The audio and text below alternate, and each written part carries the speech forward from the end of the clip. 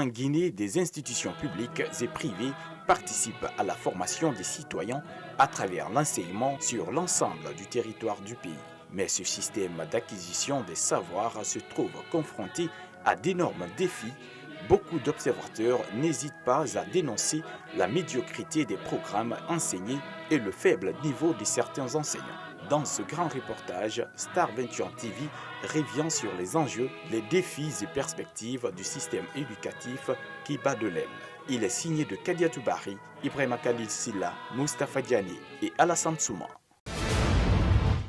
L'accès à l'éducation pour tous, donner à tous les enfants, garçons et filles les moyens d'achever le cycle complet d'études primaires, tel est entre autres l'objectif du système éducatif guinéen. Malgré quelques difficultés, ces élèves se disent à l'abri. On vient matin et soir. On vient de 8h jusqu'à 13h. On part à la maison, on se repose un peu, on revient à 15h. On révise jusqu'à 17h30, après on rentre à la maison. Les explications sont bien quand même. Et je comprends très bien. Je comprends bien ce qu'ils veulent dire, ce qu'ils veulent expliquer, je comprends sans problème. Le conseil que j'ai à donner à mes amis, c'est de prendre beaucoup de courage, de réviser à la maison, de faire tout pour avoir l'examen parce que ce n'est pas difficile. On ne va pas donner des questions qu'on n'a jamais fait à l'école. Donc de prendre le courage et de réviser à la maison. Dans beaucoup d'établissements scolaires, le constat révèle une baisse considérable du niveau d'études de certains élèves. Pour ces enseignants, les enfants sont abandonnés à eux-mêmes. Les enfants ne sont pas suivis à la maison. Ça, c'est un. De deux, les enfants jouent tellement en classe. Au fait, ils ne prennent pas du sérieux pour les études, quoi. Actuellement, le niveau des élèves est très bas. Cela est dû non seulement à la démission des parents, mais de deux, à l'inconscience des élèves aussi. Mais d'autre part, nous les enseignants aussi, parmi nous, il y a certains qui ne mettent pas de rigueur dans leur travail. Parce qu'un enfant qui vient à l'école, chaque fois doit rentrer avec des devoirs. Et quand il rentre avec des devoirs, les parents doivent aider l'enfant à traiter les devoirs. C'est ça, en fonction de ces devoirs-là, on puisse connaître le niveau d'évolution des enfants.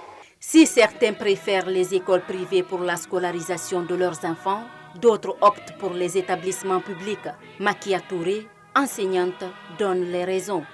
Je dirais que c'est la pauvreté, c'est certaines personnes qui envoient leurs enfants dans les écoles publiques, par exemple. Mais selon moi, parce qu'en tant qu'enseignante, moi, tous mes enfants ont étudié dans les écoles publiques. Parce que la majeure partie des encadreurs quittent le public pour aller enseigner au privé. Donc, si il y a certains parents aussi, ils préfèrent donner de l'argent dans les privés sans suivre l'enfant à la maison. Moi, c'est le contraire chez moi. Je suis enseignante, je suis mes enfants à la maison, j'ai des répétiteurs aussi. Et cela ne me suffit pas, je suis aussi à la maison et je suis fréquente aussi à l'école pour savoir comment va la réussite, comment est la progression de mes enfants. Donc les deux vont ensemble. Les conseils que j'ai à donner à ces parents d'élèves et à ces élèves, on aime souvent le dire que la réussite vient au bout de l'effort. Donc il faut qu'il y ait l'harmonie entre les parents d'élèves et les encadreurs. Il faut que nous conjuguons le même verbe. Il faut que les parents viennent s'enquérir le niveau des élèves à l'école auprès des encadreurs. Pour sa part, Abdoulaye Fatoumata Traoré pointe du doigt les parents d'élèves. Il serait la source du faible niveau de certains élèves. Selon lui, tout parent intelligent devrait convoiter l'école publique. Aujourd'hui, les parents intelligents préfèrent envoyer les enfants dans les écoles publiques en termes d'encadrement. Parce que là-bas, au niveau des privés, là-bas, il n'y a pas beaucoup de contraintes. Le parent paye l'école. Ici, les parents ne payent pas l'école. Donc, quand un enfant passe à côté, la direction peut sanctionner l'enfant sans aucun problème. Aujourd'hui, certains préfèrent envoyer les enfants dans les écoles publiques. D'abord, même en termes de ratio, c'est respecté aujourd'hui. Avant, on parlait de plus de 100. Aujourd'hui, non, ce n'est pas ça. Maximum, c'est 60. Partez voir dans les salles de classe, vous allez voir. Mais il y a certaines écoles privées, il y a pléthore. Vous-même, vous allez constater dans votre interview dans les écoles. Toute chose commence par la base, affirme Sekou Ibrahima Conti. Selon lui, le faible niveau des élèves vient de là. Il interpelle les autorités. Nous, les enseignants qui sommes avec les élèves, nous constatons énormément que le niveau ne fait que baisser chaque année. Mais cela est dû certainement de la base. Parce que tout enfant qui rate la base peut avoir des difficultés lorsqu'il va changer de cycle. Mais je pense que, comme vous voulez le savoir, la responsabilité doit être partagée à ce niveau. Les enfants eux-mêmes, parce qu'il faut avoir la volonté aujourd'hui, les parents ne veulent que les enfants parlent le français. Ils ne s'intéressent pas surtout à la formation académique des enfants.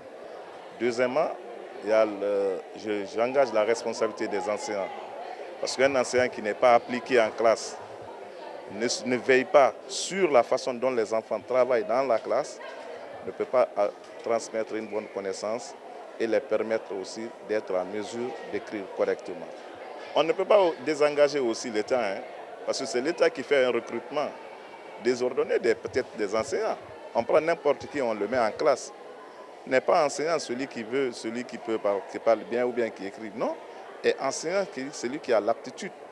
C'est pourquoi moi je demande, d'abord avant de m'adresser aux parents, je voudrais que l'État procède à une réforme.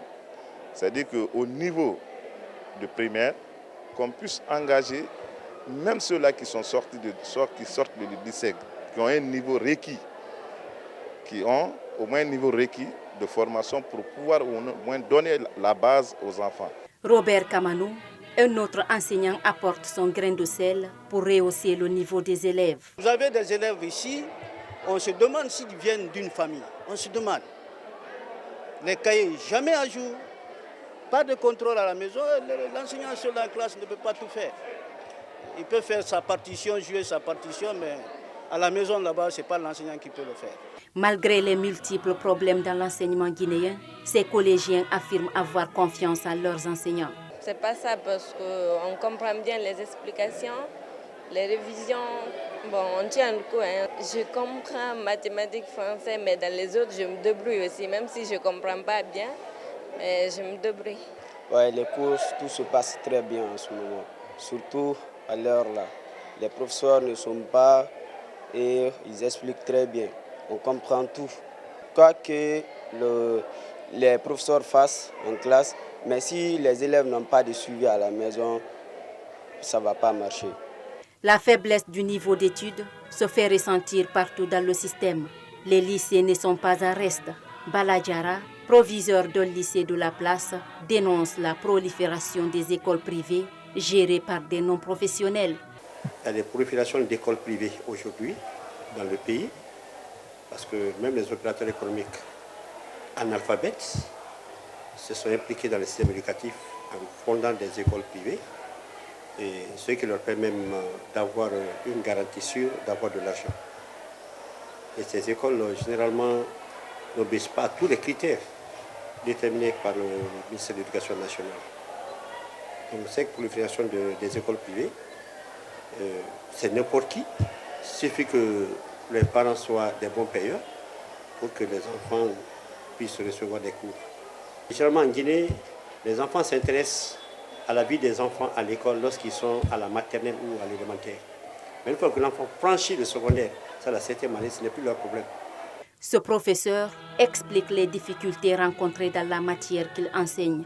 Le constat, par exemple, dans ma matière, je vois des élèves en terminale, des notions de 11e, 12e année qui doivent être faciles. Je trouve que ce n'est pas facile pour eux de répondre à ces questions-là. Quand je prends, par exemple, je suis sur la probabilité, je suis obligé de donner un cours de dénombrement pour pouvoir faire la probabilité. Alors que le cours de dénombrement, c'est en 12e année. Ces lycéens vantent tout de même les mérites de leurs encadreurs scolaires. Bon, on se prépare pas mal. Du coup, les programmes, on avance petit à petit avec les professeurs et avec les groupes de révision. On s'en sort pas mal quand même. On se débrouille petit à petit. Les conseils dont j'ai à donner à mes amis, c'est d'apprendre. C'est ça l'essentiel. Vous savez, l'apprentissage, c'est pas un peu facile avec les professeurs. Certains, ils n'arrivent pas à comprendre avec certains professeurs. Maintenant, c'est le mieux, c'est de s'approcher auprès de ses amis, essayer si l'ami peut te faire comprendre la partie, et puis ça marche. Les cours, nos profs sont spéciaux, sont très bien. Nous comprenons bien les sujets, nous traitons de sujets de l'année passée, de sujets divers. Le conseil que j'ai à donner, c'est de réviser et de bosser à la maison. Parce que c'est une année difficile avec le coronavirus. Mais pour Roland Sossou, gérant une école privée, les écoles se valent. Qu'on soit du public ou du privé, ces deux entités partagent les mêmes professeurs. Bon, moi je ne dirais pas que le niveau des élèves ne fait que baisser, mais bon, je pourrais dire qu'on constate une baisse du niveau des élèves. Ça ne fait pas que baisser parce que nous, en tant qu'école privée, nous œuvrons beaucoup dans la qualification de l'éducation de nos enfants. Et nous, à notre niveau, nous avons constaté chez nous qu'il y a beaucoup d'élèves dont le niveau va à la hausse. Donc le niveau ne fait pas que baisser, mais c'est vrai que le niveau des élèves en général, si on prend en général aujourd'hui en République de Guinée, le niveau des élèves est très bas. Mais cela est dû à plusieurs facteurs. Mais l'un des plus grands facteurs qu'il faudrait enregistrer, je pense que j'étais sur votre plateau la dernière fois et je l'avais souligné, je dis tout commence à la base. Et vous venez de me le dire d'ailleurs, tout commence à la base. C'est-à-dire que tout commence à la base. La base ici, je veux parler de quoi? Je veux parler de la famille. Je veux parler de la famille. Je veux parler de la maison. Je veux parler du père, je veux parler de la mère. Aujourd'hui, l'éducation que nos enfants reçoivent est différente de l'éducation que nous avons reçue il y a des années. Parce que vous n'êtes pas sans savoir, vous le savez plus que moi, à l'époque, comment est-ce que nous travaillions à l'école, comment est-ce que nous étions suivis par nos parents.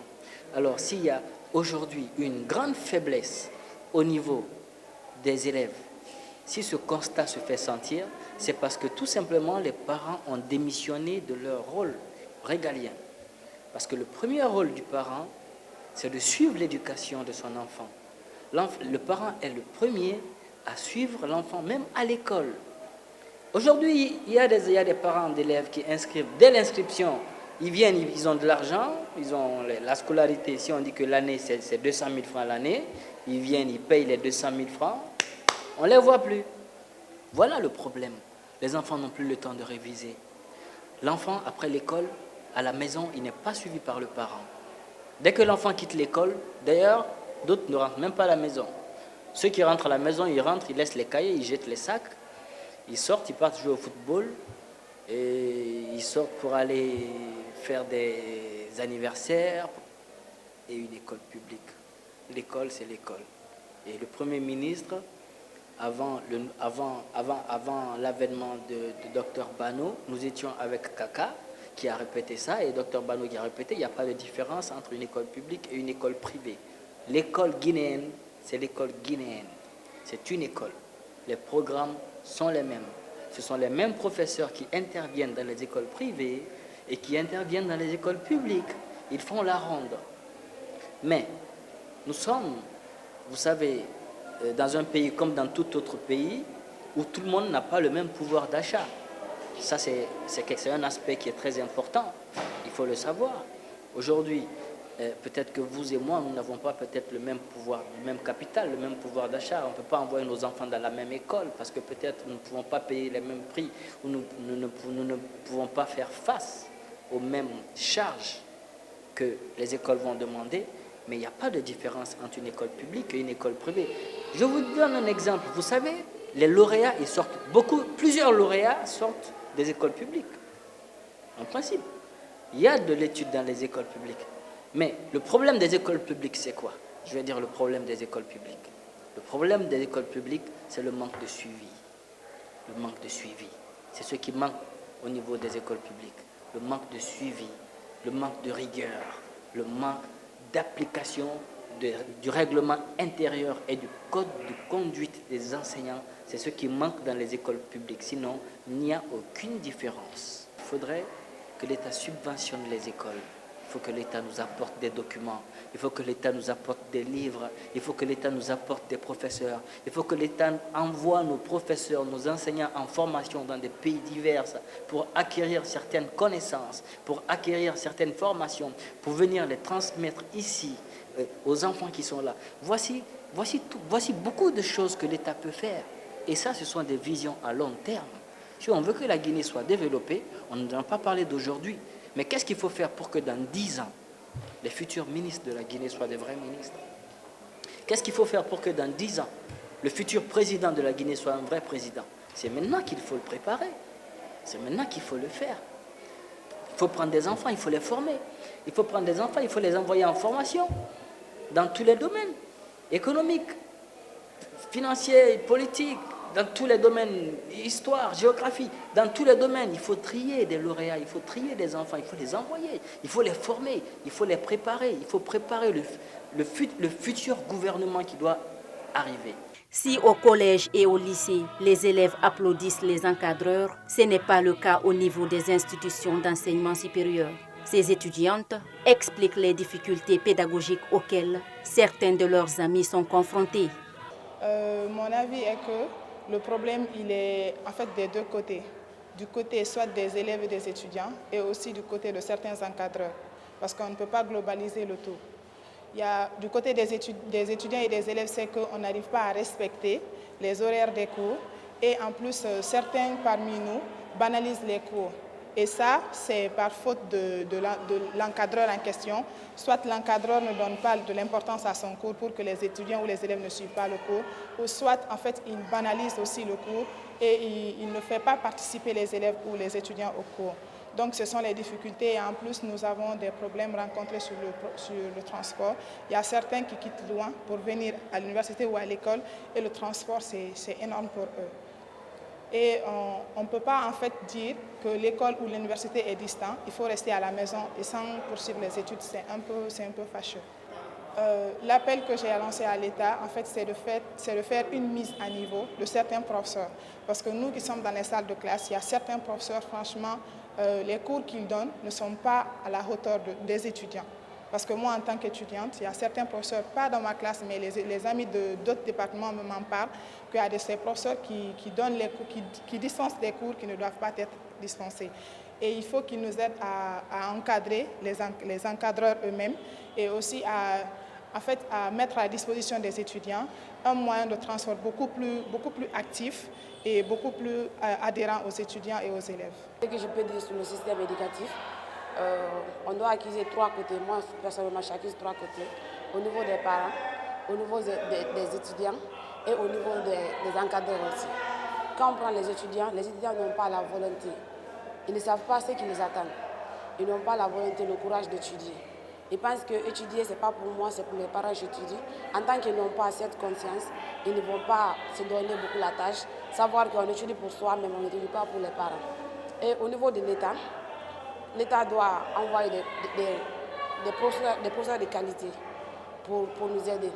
Quand on prend les enseignants, les encadreurs, et c'est au niveau de leurs cours, il y a des professeurs qui effraient les étudiants, quoi.